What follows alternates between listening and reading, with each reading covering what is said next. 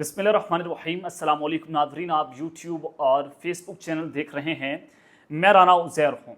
नाज़रीन, मैंने परसों आपको एक ख़बर दी थी। वो ख़बर ये थी कि इस्टेब्लिशमेंट और इमरान खान के दरमियान किसी हद तक मामला तय हो चुके हैं और जो जलसा होने जा रहा है पाकिस्तान तहरीक-ए-इंसाफ का इस्लामाबाद के मुकाम पर संजानी में, वो जलसा उसमें इस्टेब्लिशमेंट रुकावट नहीं बनेगी, ये पैगाम पहुंचा दिया गया। हुकूमत रुकावट बने तो बने, लेकिन इस्टेब्लिशमेंट इस सूरत हाल के अंदर कोई भी रुकावट पैदा नहीं करेगी। तो आज एक बहुत बड़ी जनाब खबर सामने आ चुकी है और ऐसी प्रेस कॉन्फ्रेंस शायद मैंने पिछले 1.5-2 सालों में नहीं देखी थी, जो आज DGISPR मेजर जनरल, जो अब लेफ्टिनेंट जनरल हैं, अहमद शरीफ साहब, उनकी जानिब से कर दी गई है। और इस प्रेस कॉन्फ्रेंस ने बड़े बड़ों को हिलाक कर रख दिया है।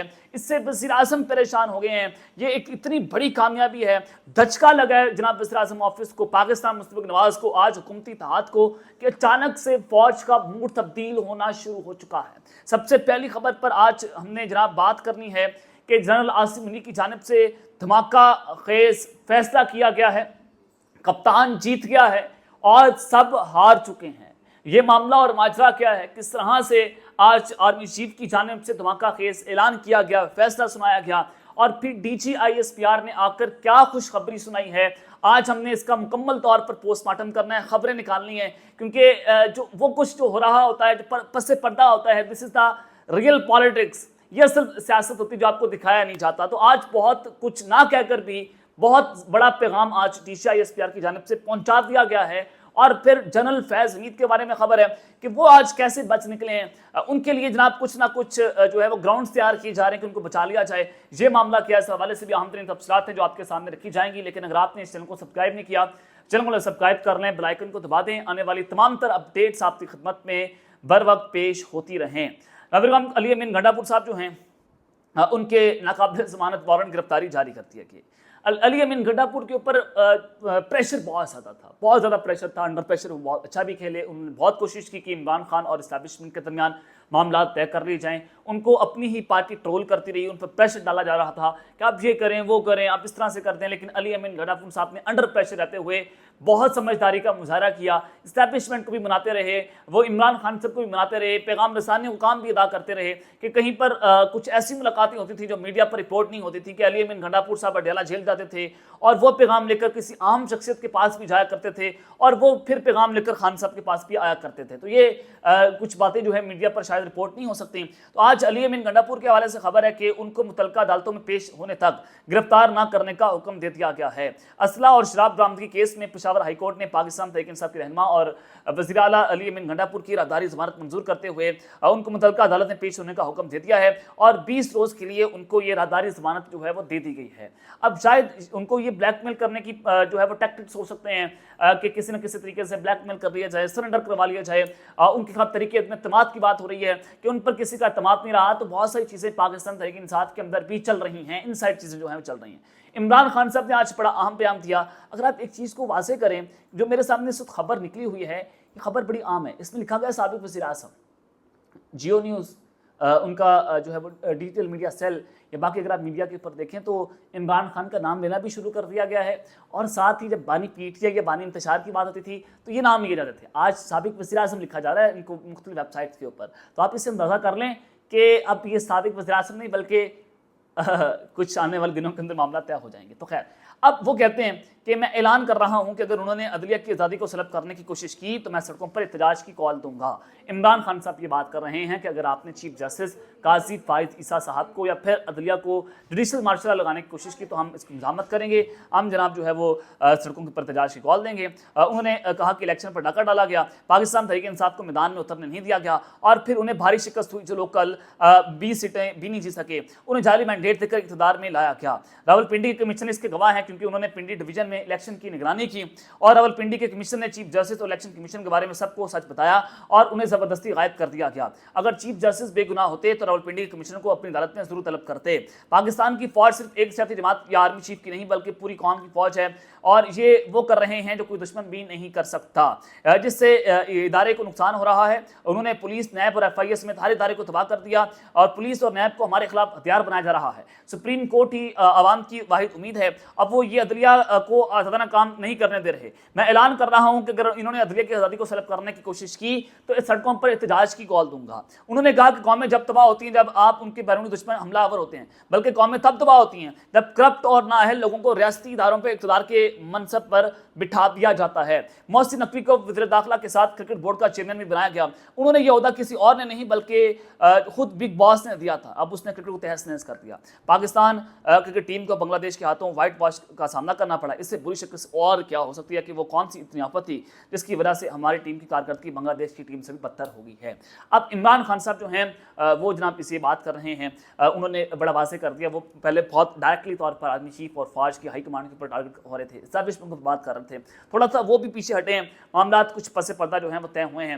تو جنرل فیض حمید صاحب کی سب سے پہلے ان کے کیس کی بات کر رہے ہیں کہ جنرل فیض حمید صاحب جو ہیں ان کا ملٹری کورٹس میں جناب ٹرائل چل رہا ہے، فیلڈ کورٹ مارشل کی کارروائی ہے۔ ذرائع بتا رہے تھے کہ 8 ستمبر سے پہلے کچھ نہ کچھ ہو جائے گا، لیٹس سی کہاں پر ہوتا ہے۔ جاوید چودھری صاحب نے بھی اس کو جو ہے وہ جناب رپورٹ کیا کہ 8 ستمبر سے پہلے جنرل فیض حمید کے کیس کا فیصلہ آ جائے گا۔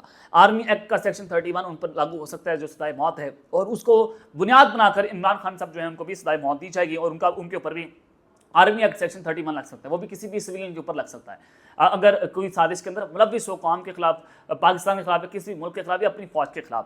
اب معاملہ یہ ہے کہ جنرل فیض حمید صاحب کا کیس چل رہا ہے، تو سب سے عام بات یہ تھی کہ پاکستان کی فوج اس کے اوپر ہمیں کیا بتائے گی۔ جو کورٹ مارشل کانفرنس ہوئی تو ذرائع نے بتایا کہ کورٹ مارشل نے ان کے کورٹ مارشل کی حمایت کر دی ہے، لیکن آج DCI لیفٹیننٹ جنرل احمد شریف صاحب پریس کانفرنس کرنے آتے ہیں، وہ کہتے ہیں کہ ISI کا باس وزیر اعظم ہوتا ہے، وہ انہی کو رپورٹ کرتے ہیں، ہمیں وہ رپورٹ نہیں کر سکتے، تو ان کا سارا کام جو ہے وہ وزیر اعظم آفس دیکھ رہا ہے۔ سوال یہاں پر یہ بنتا ہے جو بڑا آئینی طور پر بھی سوال ہے کہ جب جنرل فیض حمید صاحب کو DCI کے عہدے سے خان صاحب کے دور میں ہٹایا جا رہا تھا، خان صاحب نے کہا تھا کہ دیکھیں کہ 6 ماہ ان کو مزید ریٹین کرنے دیں، تو اس وقت عمران خان صاحب نے کہا کہ میں باقی لوگوں کے انٹرویوز کروں گا کیونکہ یہ لوگ مجھے رپورٹ کرتے ہیں، یہ وزیر اعظم کو رپورٹ کرتے ہیں۔ تو جب ندیم انجم صاحب کے انٹرویوز ہوئے، 2-3 لوگوں کے انٹرویوز ہوئے، تو عمران خان صاحب نہیں چاہتے تھے کہ فلاں شخصیت کو میں DCI بنا دوں یا جنرل فیض حمید کو DCI کے عہدے سے ہٹا دوں۔ لیکن ہوتا یہ ہے کہ وزیر اعظم آفس نے ابھی پریس ریلیز جاری ہی نہیں کیا تھا، رات کو ISPR کی جانب سے پریس ریلیز جو ہے وہ جاری ہوتا ہے، اور وہ پریس ریلیز یہ تھا کہ DCI ندیم انجم صاحب کو DCI اپوائنٹ کر دیا گیا ہے۔ سوال یہ بنتا ہے کہ کیا ISI واقعی طور پر وزیر اعظم کو رپورٹ کرتی ہے، پھر کہیں اور رپورٹ کرتی ہے فوری طور پر، کہ اگر پرائم منسٹر آفس نے وہ اعلامیہ جاری نہیں کیا تھا تو ISPR نے پہلے اعلامیہ کیسے جاری کر دیا، پہلے کیسے فیصلہ ہو گیا؟ عمران خان صاحب نے فیصلہ تو نہیں کیا تھا، انہوں نے کیسے فیصلہ کر لیا کہ جب ان کو وہ رپورٹ ہی نہیں کر سکتے، وہ وزیر اعظم کو رپورٹ کرتے ہیں۔ تو خیر جناب احمد شریف صاحب نے مزید کہا کہ جنرل فیض حمید کی تفصیلات جو ہیں وہ جلد قوم کے سامنے آئیں گی، کچھ کانفیڈینشیل چیزیں ہوتی ہیں، کچھ اور لوگوں کو بھی گرفتار کیا گیا ہے، کوئی بھی دائرے کا شخص ہو، چاہے وہ کسی بھی عہدے پر فائز ہو، کسی بھی منصب پر وہ فائز ہو، جو بھی جو ہے وہ غلط کام کرے گا، غیر قانونی کام کرے گا، ان کے خلاف کارروائی ہوگی، یہ فیصلہ جو ہے وہ کر دیا گیا ہے۔ اللہ کرے باقی لوگوں کے خلاف بھی کارروائی ہو جنہوں نے جو ہے وہ بہت سارے اداروں کو نقصان پہنچانے کی کوشش کی ہے، جنہوں نے اداروں کی عزت کو متاثر کرنے کی کوشش کی ہے، کہ ایک مخصوص سیاسی جماعت کے پیچھے لگ کر کہ آپ نے پوری قوم کو اپنے خلاف کھڑا کرنے کی کوشش کی۔ یہ بیسیکلی 3-4 لوگوں کا فیصلہ تھا، اور ان 3-4 لوگوں نے، سیاسی جماعتوں نے، حکومتی جماعت ان کی بات کر رہا ہوں، پولیٹیکل گینگسٹرز کی بات کر رہا ہوں، کہ انہوں نے فوج اور عوام کو آمنے سامنے لانے کی کوشش کی، ایک سازش کی، PTI اور فوج کو لڑوانے کی جو ہے وہ بدترین سازش جو ہے وہ کی گئی تھی۔ اب جنرل فیض حمید صاحب کے کیس کے حوالے سے کچھ تفصیلات ان کی جانب سے نہیں دی گئی، انہوں نے کہا کہ اس کا فیصلہ جو ہے وہ ہو جائے گا، ابھی تک تفصیلات ہم آپ کو دیتے رہیں گے۔ اب آ جائیں گے جناب DCI صاحب نے جو پریس کانفرنس کی ہے، انہوں نے جو ہے وہ خوشخبری سنا دی، کپتان کی جیت ہوئی ہے اور سب اس وقت ہار چکے ہیں، اور جنرل عاصم منی کی جانب سے دھماکہ خیز فیصلہ جناب کر لیا گیا ہے۔ اب یہ دھماکہ خیز فیصلہ کیا ہے؟ میں آپ کو پہلے بھی خبر دے چکا تھا کہ اس وقت معاملات اندر کھاتے جو ہیں وہ چل رہے ہیں، اور کچھ بھی بڑا ہو سکتا ہے، اور نون لیگ کے لیے پریشانی کا وقت شروع ہو چکا ہے، پرسوں کی خبر ہے، اور میاں نواز شریف صاحب پریشان ہیں، اور دس از اے مین ریزن کہ وہ لندن جانے کی تیاری کر رہے ہیں، لیکن ان کو لندن جانے نہیں دیا جا رہا، اور ان کے دل میں یہ بات رہ گئی ہے کہ جو اعظم سواتی صاحب رات کو عمران خان سے ملنے گئے تھے، تو جو پیغام رسانی ہوئی تھی وہ اس کو شک کی نگاہ سے دیکھ رہے ہیں، تو وہ بات ان کے دل کے اندر ہے۔ تو آج پریس کانفرنس تھی بلوچستان کے حوالے سے، مارم بلوچ اور بہت ساری چیزیں تھیں کہ جو ملک میں اس وقت دہشت گردی پروان چڑھ رہی ہے، بلوچستان میں جو ہے پنجابیوں کا قتل ہوا، وہ ساری چیزوں کو لے کر بات کی گئی پاکستان کی فوجی ترجمان کی جانب سے۔ اب جب بھی DCI آتے ہیں، وہ ادارے کا جو بیانیہ، جو نیریٹو ہے، وہ قوم کے سامنے رکھتے ہیں، ادارے کیا سوچ رہے ہیں اس کے سامنے، وہ قوم کے سامنے ساری چیزیں رکھی جاتی ہیں، آرمی چیف کیا سوچ رہے ہیں، سارا کچھ جو ہے وہ بتایا جاتا ہے۔ تو DCI لیفٹیننٹ جنرل احمد شریف صاحب جو ہیں وہ کہتے ہیں کہ سمجھنا انتہائی ضروری ہے کہ پاک فوج ایک قومی فوج ہے، اس کا کوئی سیاسی ایجنڈا نہیں ہے، نہ ہی فوج کسی سیاسی جماعت کی مخالف ہے اور نہ ہی طرفدار ہے۔ یہ پہلی پریس کانفرنس ہے جس میں عمران خان کے بارے میں بات نہیں ہوئی، جس میں کسی ڈیجیٹل ٹیررزم کے بارے میں بات نہیں ہوئی کہ عمران خان کتنا کافر مردئی۔ بہت سارے نیٹیوز جو ہیں بنایا گیا کہ وہ یہودی جو ہے وہ اس طرح سے، اور پھر جب گرفتاری ہوئی خان صاحب کی، DGI نے کہا تھا کہ یہ قانونی طور پر خان کو گرفتار کیا گیا ہے۔ تو ہر کور کانفرنس میں 9 مئی کا ذکر لازمی ہوا کرتا تھا کہ ہم ان کو نشان عبرت بنا دیں گے، ان کو منطقی انجام تک پہنچائیں گے۔ پہلی کور کانفرنس جو کل پرسوں ہوئی اس میں بھی اس بات کا ذکر نہیں ہوا جو میں نے رپورٹ بھی کیا، اور آج بھی جو پریس کانفرنس ہوئی اس میں بھی عمران خان کی کسی بات کا ذکر نہیں ہوا، اور بلکہ یہ میسج دے دیا گیا کہ ہم PTI کے خلاف نہیں کھڑے، نہ ہم نون لیگ کے ساتھ کھڑے، نہ ہم PTI کے ساتھ کھڑے، نہ ان کے خلاف کھڑے ہیں۔ اب یہ میسج کس کے لیے ہے؟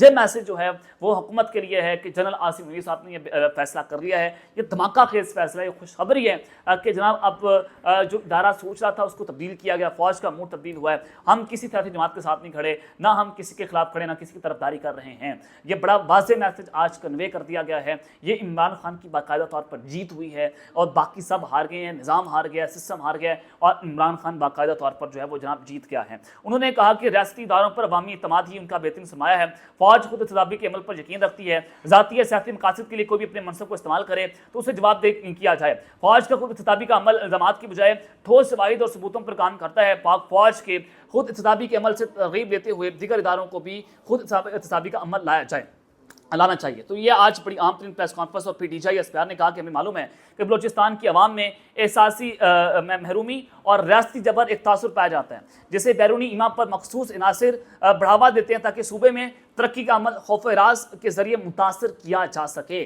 تو یہ بڑی عام بات ہے کہ کس طرح سے بلوچستان کے علاقوں کو ڈیسٹیبلائز جو ہے وہ کرنے کی کوشش کی جا رہی ہے، اس کی سازش کی جا رہی ہے، اور اس میں مختلف عناصر جو ہیں وہ شامل ہیں۔ تو آج کی پریس کانفرنس بہت عام تھی، بہت جامع تھی، بڑے واضح میسج آج فوج کی جانب سے دے دیے گئے ہیں، DGI کی جانب سے دے دیے گئے ہیں کہ جناب پاکستان کی فوج جو ہے وہ کیا کچھ دیکھ رہی ہے، وہ کسی جماعت کی طرف داری ہے، اس کے مخالف جو ہے وہ نہیں کھڑی ہوئی، وہ کس سیاسی ایجنڈے پر کام نہیں کر رہی۔ اور پھر آپ کو ایک اور بات بتا دوں کہ عمر ایوب جو ہے وہ دعویٰ کر رہے ہیں، اپوزیشن لیڈر ہیں PTI کے، وہ کہتے ہیں کہ عمران خان کا فوجی ٹرائل نہیں ہوگا، 9 مئی واقعات میں پاکستان تحریک انصاف کی شمولیت کے کوئی ثبوت نہیں ہے، اگر میں سامنے لائے جائیں تو پاکستان تحریک انصاف کے جن رہنماؤں کے فوجی ٹرائل ہو رہے ہیں وہ سیاسی قیدی ہیں۔ اور وہ کہتے ہیں کہ جناب بلوچستان آگ میں جل رہا ہے، کسی کو فکر نہیں ہے۔ بجلی سستی کرنے کا اعلان کر کے اگلے دن ہی بجلی مہنگی کر دی گئی۔ فارم 47 کی حکومت مہنگائی کنٹرول کرنے میں ناکام ہو چکی ہے۔ ظاہر ہے یہ ان کا ایک نیریٹو ہے، ان کی بات ہے، تو وہ یہ بات کر رہے ہیں کہ جناب عمران خان کا فوجی ٹرائل نہیں ہوگا۔ تو دس از دا مین ریزن کہ اسٹیبلشمنٹ اور عمران خان کے درمیان کچھ نہ کچھ بات بن رہی ہے۔ اب تک کے لیے اتنا ہی، اپنا خیال رکھیے گا، اور اس میں اپنے ناظرین خیال رکھنا ہے۔